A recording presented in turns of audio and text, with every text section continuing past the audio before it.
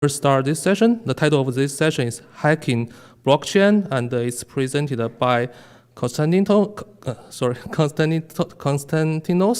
Karagiannis, Chief Technology Officer, Security Consulting, BT. Let's welcome our speaker.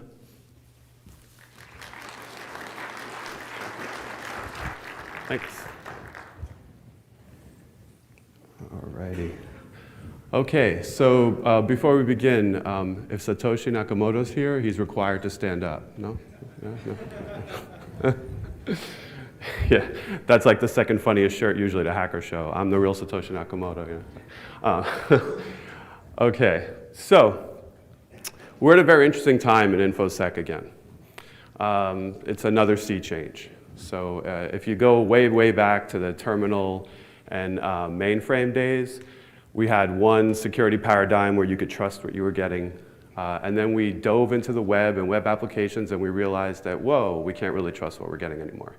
So that was like the first big sea change, right? And then we moved on to Web 2.0, a whole bunch of new hacking problems sprung up. We went into mobile apps, a whole bunch of new problems sprung up. That kind of thing happens when you build without thinking about security. So I just want to make sure that as we're all racing the blockchain, trying to implement it for everything short of text editors, like if you name it, it's on the blockchain now. I want to make sure that we're not diving in so quickly that we don't look at some of the flaws that we can hopefully avoid. So it all started Halloween 2008. A certain paper was published. A lot of people read it with interest. If you'd been part of the cypherpunk community, the idea of digital cash was something that had been floating around for quite a while. It was made popular in 1999 by Neal Stephenson in the novel Cryptonomicon, and people were obsessed with the idea of having some kind of digital cash. No gold to back it, not that gold backs money for the last 100 years anyway, but some kind of digital cash that we could trust. Well, Satoshi came up with a great idea.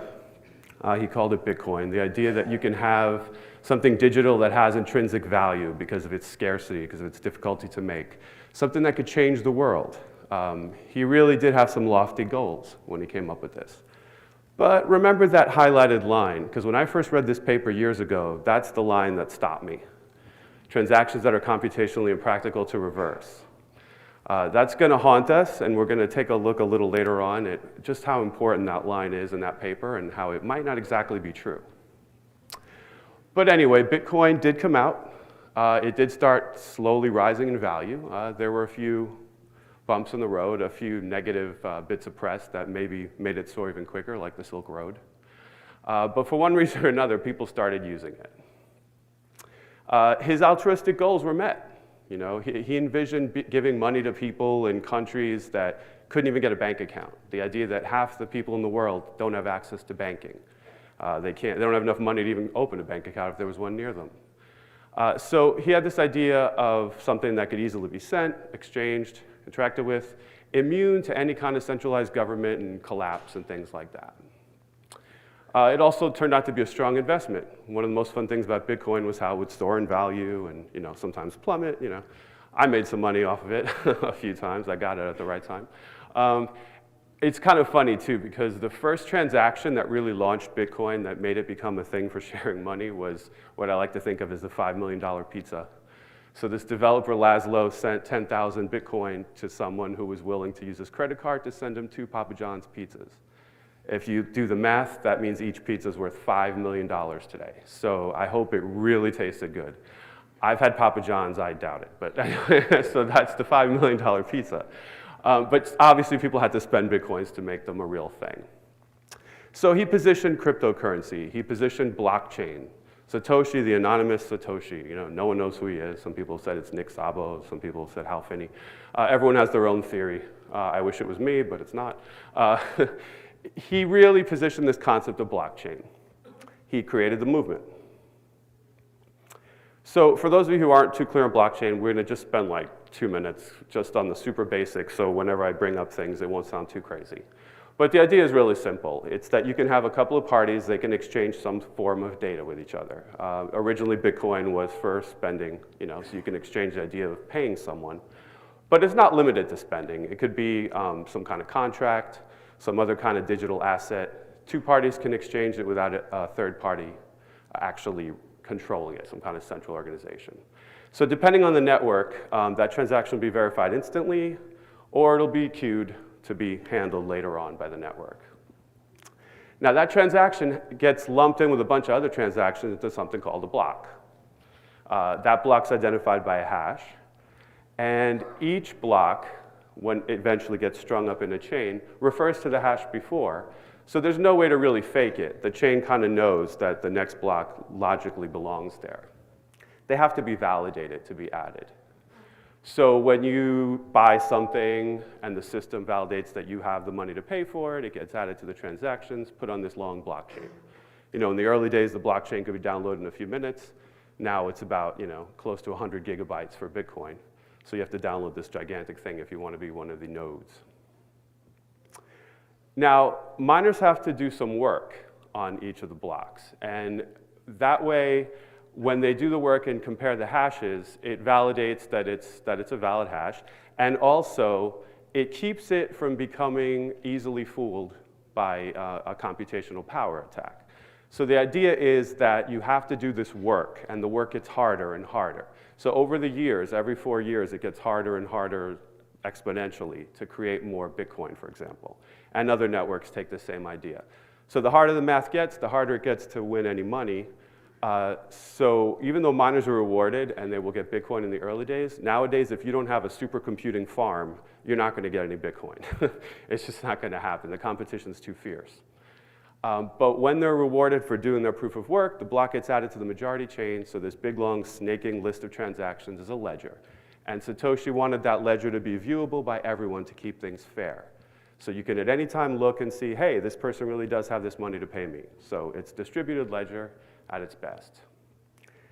And if you try to submit an altered block, this is the basic security idea.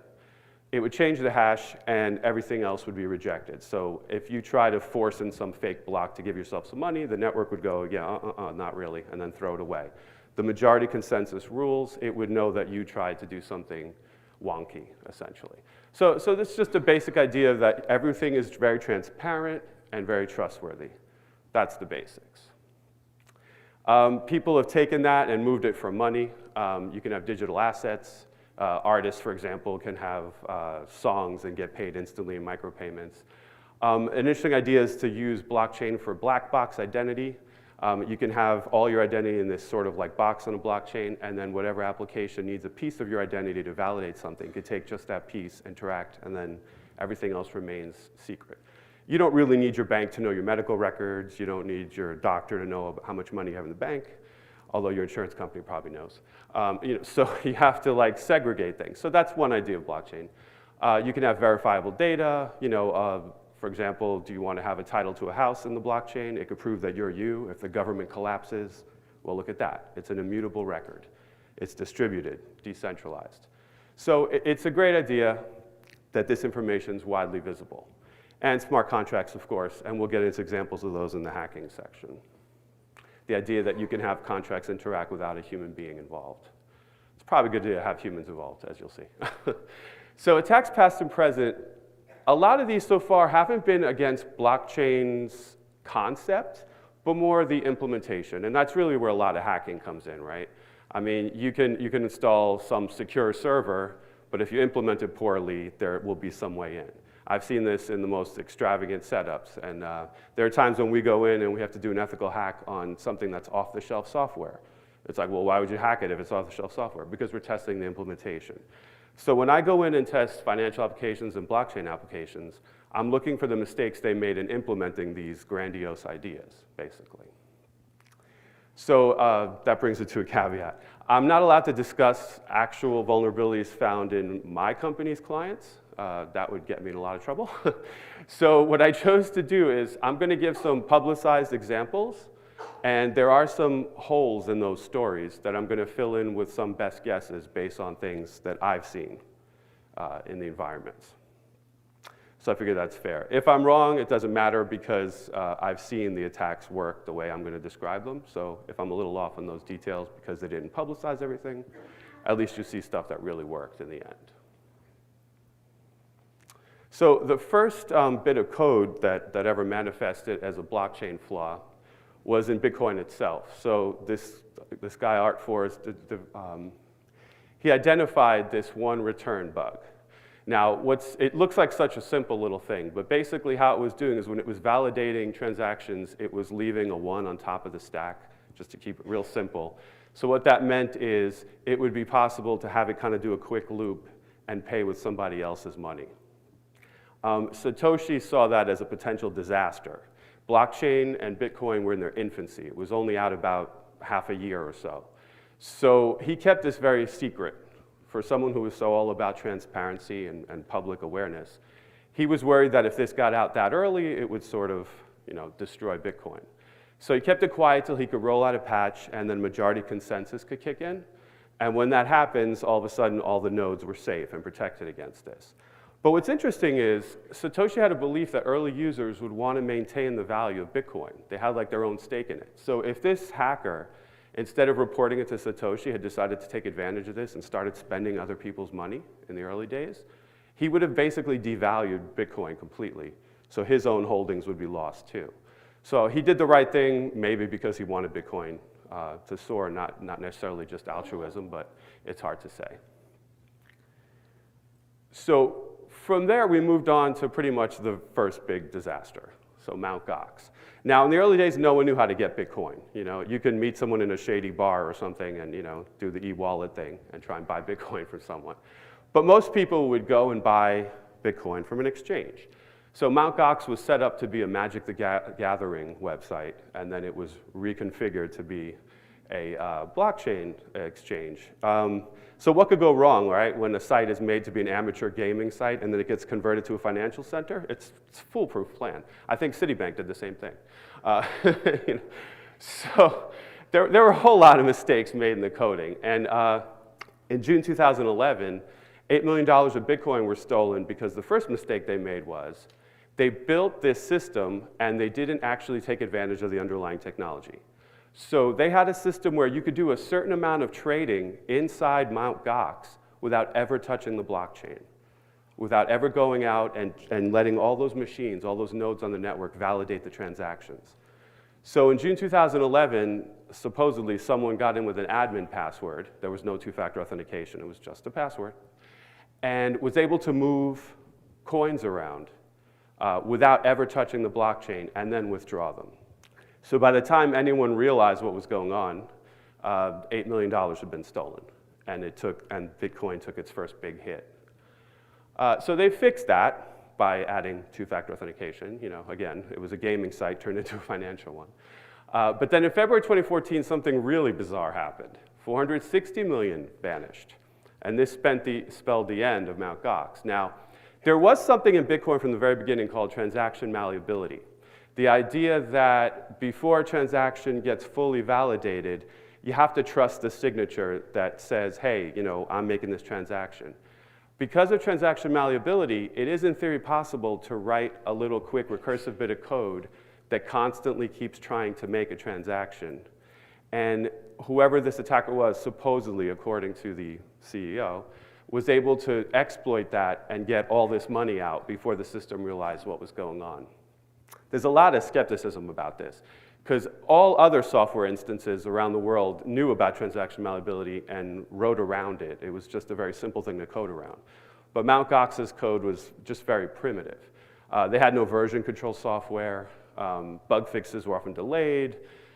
It was just like whenever Karpeles would get around to it. Like literally, he brought in this emergency meeting guys to help him on a Friday night to fix some problems.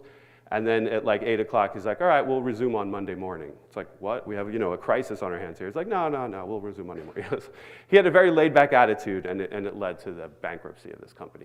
Some people think he's sitting on all that Bitcoin and might one day try to spend it, but it would show up. We'd be able to know it was that Bitcoin. So around 3 million Bitcoins are missing from the ecosystem now because of that disaster. And if you know about Bitcoin, you know that it's only going to have 21 million total coins by the year 2140. So in a weird way, this makes it even more scarce, because now we're down to 18 million, not counting some of the other ones that people lose from mistakes with wallets and things like that. Another attack against infrastructure housing something was Gaycoin. So this is a really interesting attack. So they were using something called a cold wallet. Now, a cold wallet is a wallet that's not connected to the internet. So you could keep your currency, like Bitcoin or whatever, offline so nothing can touch it. So they were using a multi-sig cold wallet. A couple of sources had to sign in before the Bitcoin could be extracted from it.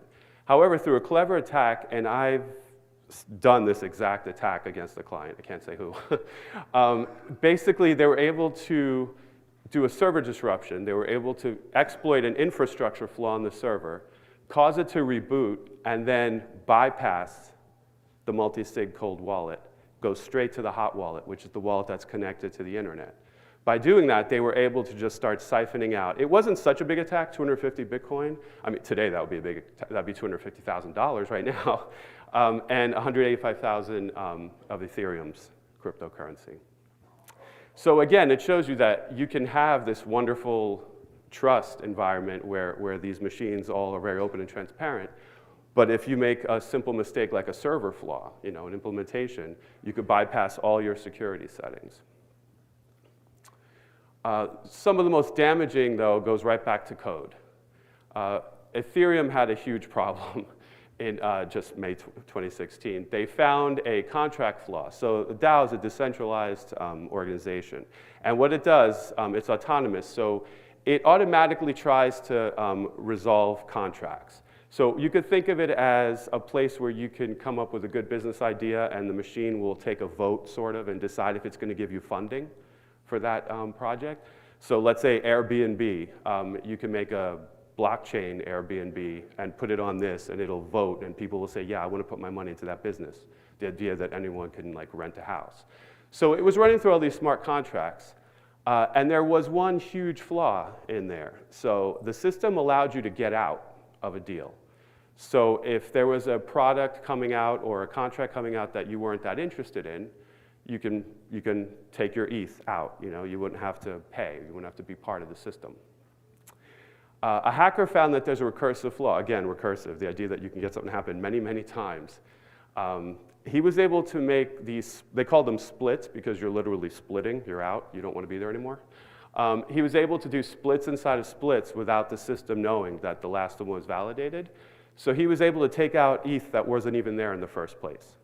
Again, this isn't a flaw in the concept of blockchain. It's just that when they wrote the smart contract, they didn't see that. This also went under a lot of criticism. People thought that they really should have seen this, that it might have been an inside job, that some developer kind of kept the secret of this code and exploited it. What happened after is a major sort of political issue, something called the hard fork, which I wanted to bring up here. So to fix this and get all this missing money back, they decided to do a hard fork of the blockchain and say, from now on, this is the blockchain that counts, not that old one. And then a bunch of people said, you can't do that. A blockchain's immutable. It should always be the same. And then they tried to split off and make a classic one. So sometimes politics get in the way here. You want the spirit of the project, and then someone gets away with millions of dollars. So sometimes politics wins out. Now, there's also attacks against sites. This is the number one thing that I think is going to own most blockchain implementations. The idea that you have this wonderful, super secure technology, and you wrap it around a horribly written web front end or something like that. We see this all the time. People pay for these smart, intelligent networks, and they'll have this super hardened environment, and then they'll write this really crappy code on top, and an attacker sails right in. So in 2013, the payments processor Inputs.io, they were compromised for about $1 million, and it was done how? With social engineering. So you've got this futuristic blockchain technology, and someone was able to social engineer credentials to get in and take the money. Steemit, it was a blockchain-based blogging platform. They were taken over because of no two-factor authentication. $85,000 in funds stolen. The final one is interesting. Coinbase, you'll hear all the time. If you do a search, you'll find people in forums swearing up and down that Coinbase was hacked. I lost $24,000. I lost this, I lost that. People swear up and down. If you read all the fine print, though, Coinbase is actually the most insured of all the places where you could buy Bitcoin. They're insured against a mass breach. If something would happen to their servers, 97% of their coins are offloaded and they're insured. So you're insured up to $250,000. But there's one little caveat. not if something happens to your specific account only. So if you do something silly like lose your phone and someone gets your credentials, or someone puts malware on your phone or something like that, you're not covered, you're not insured. So they're doing the best they can, but they're not protecting individual folks. So you will hear about Coinbase hacking, but it's not really the back end that's getting hacked so far. And that brings us back to phones. December 7th, just a few months ago, a hacker compromised a very popular VC's phone, Bo Shen. So he was a big cryptocurrency VC dumping lots of money into the technology. They gained access to $300,000 in Augur and Ether from his phone's wallet. You know, so it begs the idea that you kind of want to have some security in place too on the end user. Ransomware is an obvious issue, right? If your phone gets infected and it says, hey, pay money or you'll never get your wallet again, they kind of have you at that point, unless you've made some kind of backup. But we see malware too that steals credentials, which is super sneaky because let's say it steals your Coinbase credentials, logs in as you, takes your money. There's really not much you can do at that point. So Android phones are the more susceptible. I've never seen a worse patching situation than what's evolved in Android. Even Nexus devices have stopped getting security updates, some of them, which goes against the whole principle of Nexus in the first place. So iOS is definitely more secure here, and I hate to say that because I like Android, but a lot of the phones are really just in a poor security state right now. So cold wallets, the idea we brought up before, they're not exactly foolproof, right? So Bitfinex decided to make this grandiose quote here. The era of commingling customer Bitcoin and all the associated security exposures is over. That's it. They made that proud statement right before they were taken for $70 million. So they decided to do a cold wallet that has multi-sig through BitGo. And again, they're not really revealing what happens, but I think I know what happened. So if you make a mistake in coding, one of those trusted parties can do everything.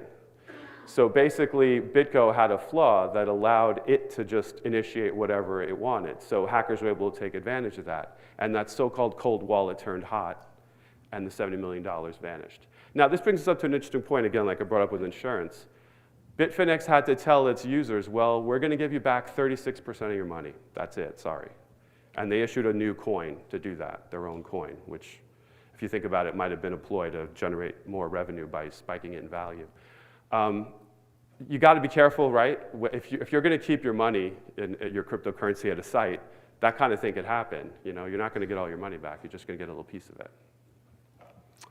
So nodes are the other major attack.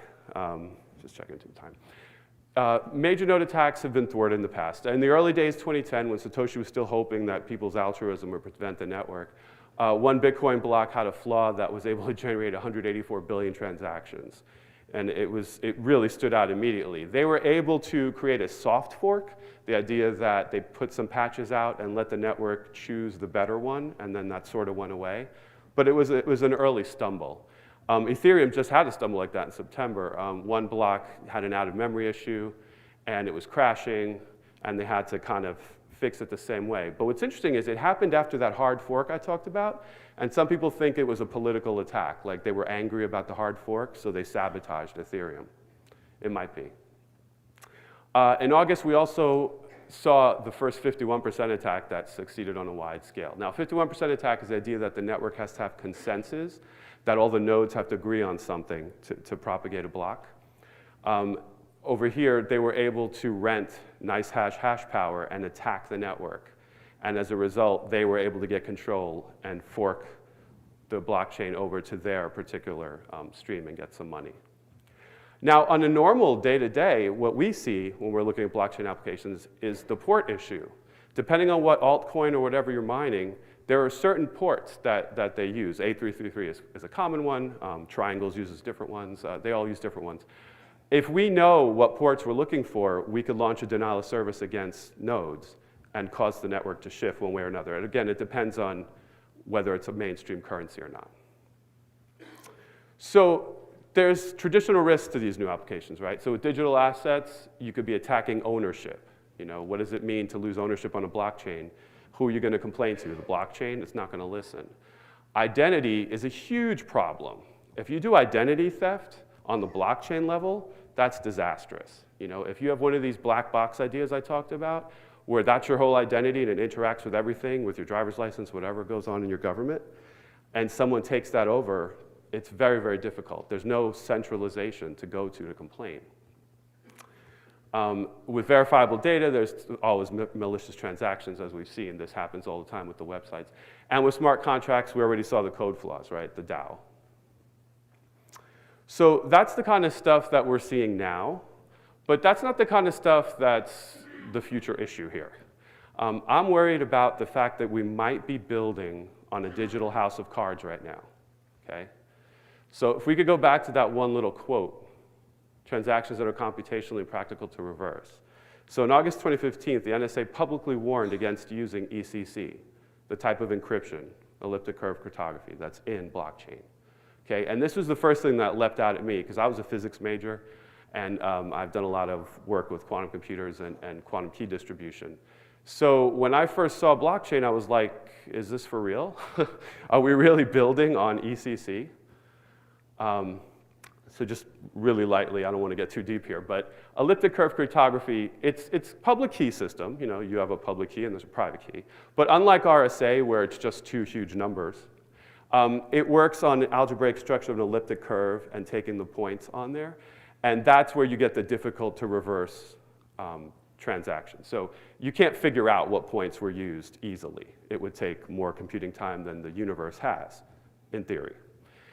So the public key here is used for encryption or signature validation, and the private key for decryption to prove that you're you. So in Bitcoin, for example, you have your wallet. The address is made of your public key, your private key, and your address where people would send the money. So the public key, like I said, it's derived from the private key by elliptic curve multiplication, which is in theory not reversible. There's that word theory again. So your address is derived by applying SHA-256, applying RIPE-MD, adding checksum. There has to be a checksum for error correction in case you type a letter wrong, your money doesn't disappear forever. And anything that's used, anytime you use a Bitcoin address, anytime you spend money on the blockchain, all of a sudden your public key is exposed to the world. So again, the idea is that that's not a big deal. Your public key, it should be public, right? Well, not really. So there's this threat looming that is no joke. Quantum computers have been proven in a lab to be able to crack ECC. Small quantum computers, simple quantum computers, but everything starts small. So these machines exploit quantum weirdness of something called superposition. And superposition allows for the existence of qubits. They're quantum bits that can be both 0 and 1 at the same time, a percentage of 0, percentage of 1. It's a bizarre concept, and I try to illustrate it here. It's the idea that you're not really polarized at 0 or 1. You could be somewhere in the middle, to keep it real simple. So qubits allow special algorithms on a quantum computer to do some very special things that a classical computer could never even hope to match. So I'm just going to give you a real simple example of what superposition is so you'll understand how quantum computers work. You won't be ready to engineer one after this. This is going to be Discovery Channel level, okay? That's it. So there's this famous thing called the double slit experiment. And if you were to fire electrons at a double slit, you would expect to see something like that, right? An electron is a little ball. Imagine if you were firing little pool balls or something. That's what you would expect if you don't know about quantum physics. So what really happens, though, is if you don't observe these slits and you don't see where the little particles are going, you get that. You get a wave pattern. Why? Why would, think about it if there were two holes in the back of the wall and I threw a bowling ball through. There's no way that I would form a wave pattern on the other side, right? But when you do it with electrons, it does. It's as if they're behaving like waves and causing interference. Now, this even works if you fire just one particle through the slit at a time. It's as if the particle is interfering with itself. So particle goes through the left and it interferes with the phantom particle on the right. I mean, it doesn't make any sense. But it gets even weirder, because if at any time you look at one of the slits and say, let's see which one the photon went through or the electron went through, the system knows you saw it, and it does that.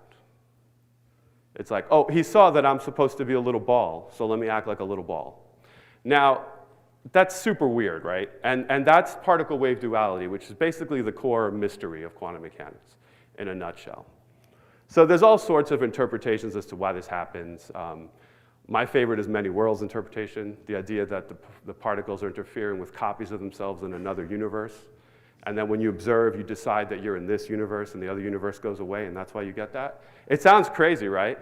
But David Deutsch, the father of quantum computing, actually put forth the idea that if a quantum computer works, the only way it could work is if many worlds theory is true.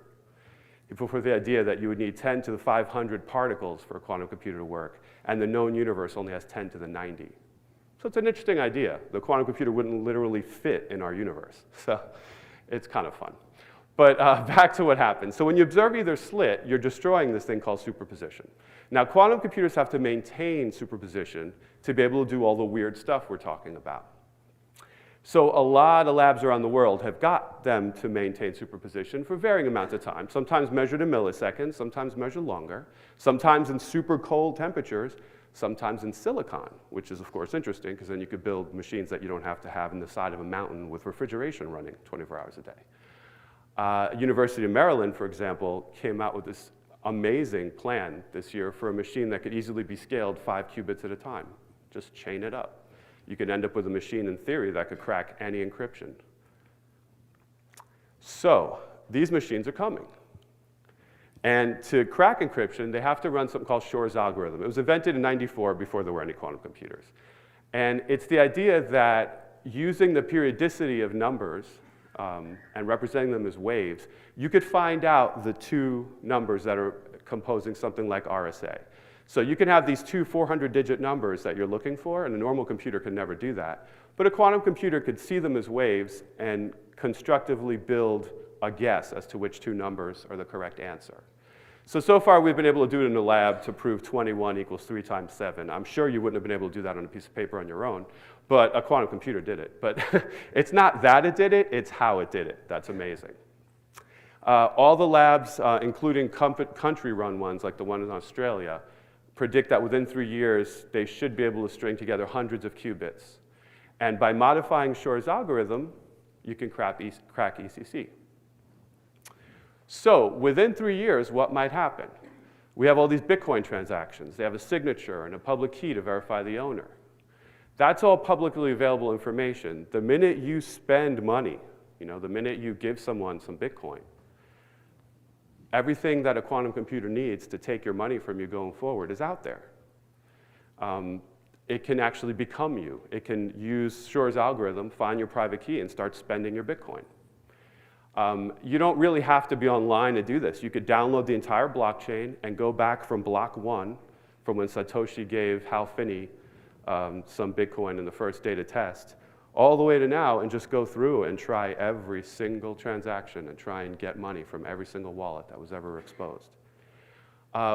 One way to avoid this might be to just never reuse a wallet. That's not very practical, but that's one way to avoid it, because once you use it, you move the money elsewhere, and then it's not accessible anymore. I can't imagine how annoying that would be to do, but that's one way to avoid it.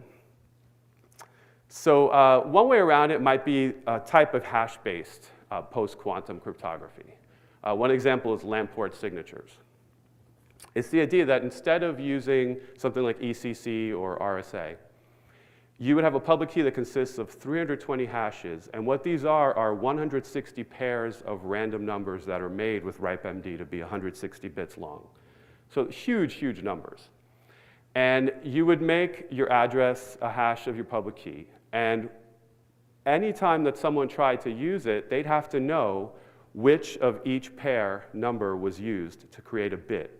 So you create this huge complex number, and it's 160 times 160, so that's a huge number in bits. So even with Grover's algorithm or Shor's algorithm, it would just take computationally way too long to figure out which Lamport signature was used. So this is one way. The complication with this is we'd have to rewrite everything, which is what I'm worried about. That we'll get to a point where everything's too big, where everyone's doing blockchain and everyone's doing it poorly. And then we have to go through in banks and contracts and countries and rewrite everything from scratch. So the time is now to start thinking about this sort of thing. So we eventually want to have post-quantum crypto. We just want to move away from ECC altogether. We want to look at things like code-based, hash-based like we just did, last-based. The idea of these is they're all cryptography that seems to hold up because no quantum algorithms have been written to take advantage of them yet. The problem is they're not easily converted to blockchain right now. So we have a real serious issue here. One-time pad's a great one. If you create a one-time pad, just a long number, and apply that to some kind of like transformation, you can't reverse that with a quantum computer if you use it once. But how are you going to apply something like that to blockchain? So we need to write things that can just be plugged in and plugged in soon. A great example is this Open Quantum Safe project. They created an open source C library that they're trying to create a fork for SSL right now. I've been talking with them. How soon can we convert something like this to the whole PGP sort of solution and something that might fit in blockchain? Now, this is a serious issue that a lot of people are interested in. So as soon as possible, if you're doing anything in the blockchain field, take a look at what you're developing. And first of all, make sure, do these need to be blockchain? People are rushing to it for everything just because it's cool and it sounds neat.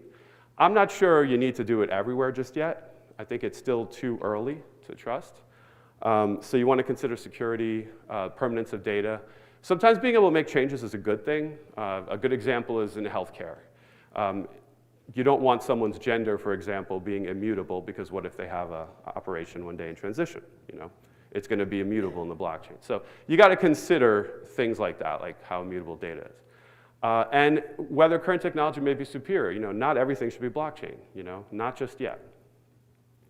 So is your blockchain app an overlay to a proven blockchain protocol? You know, are you building on something others have already made some stumbles upon? Or are you making something so new and untested that you really are possibly putting yourself at risk? So that's immediate stuff, but then you should take it a step farther out. You have to prioritize testing the security of blockchains by their criticality. That really applies to any kind of application, but when I go in, I usually sit down with the stakeholders and we go over what the criticality is of these applications. You know, obviously anything emulating some kind of transactions of money, and a lot of times that's what they want because there's no transaction fees, et cetera. Those are the ones we do first. You know, you don't want to be able to do something like a recursive bug where I could start spending money, double spend. So you want to go against that kind of implementation first. There's all these basic flaws that might leak in, even if the crypto underneath is sound.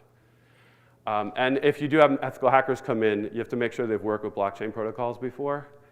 I've gone into financials and I've spoken with development teams and they've never done anything in blockchain and now they're expected to be able to code securely in it.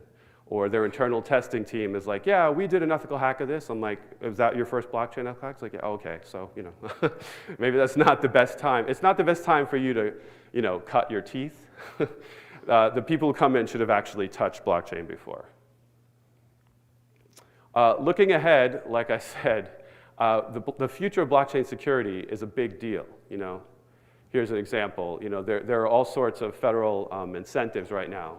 The NSA had recommended that we get rid of all Suite B things, like including ECC. But now they're actually looking for public key post-quantum cryptography applications.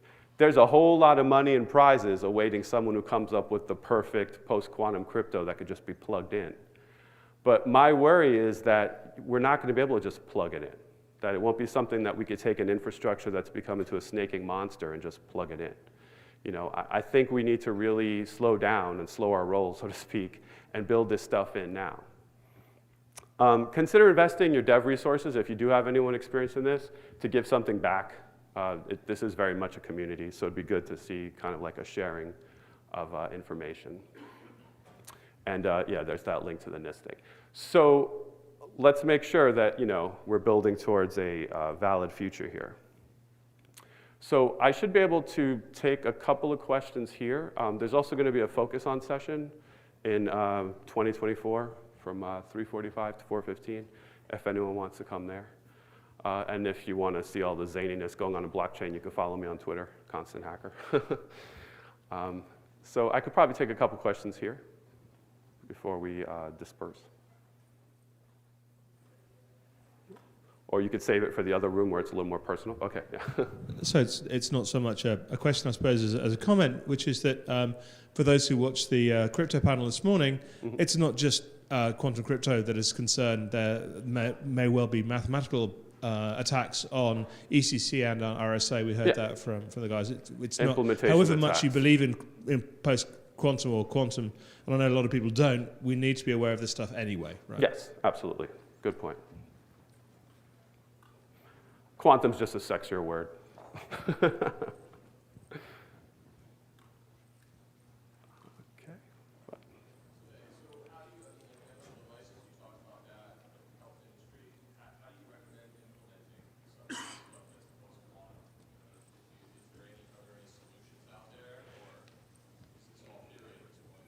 Well, the Lamport signature solution could be implemented now, and you can pair it up with something called Merkle tree hashing, and that should potentially protect you, because even if a quantum computer could crack it, given a lot of time, it would take a lot of time to do each and every one. Whereas if you leave it at ECC, it'll just be like, got it, got it, got it, got it. You know, just like run through the blockchain and have a field day. So looking at something creative like that would be a good approach. And also, again, like I said, does every single thing need to be on blockchain just yet? I don't think so. I don't think just yet. I think there's certain things that need to mature first. Sure. Okay, so like I said, you know, we're going to have this other session. So if anyone thinks of a good question or just want to come chat, tell me what you're doing at your company or whatever, that's great. And I'll be in 2024 at 3:45. Thank you.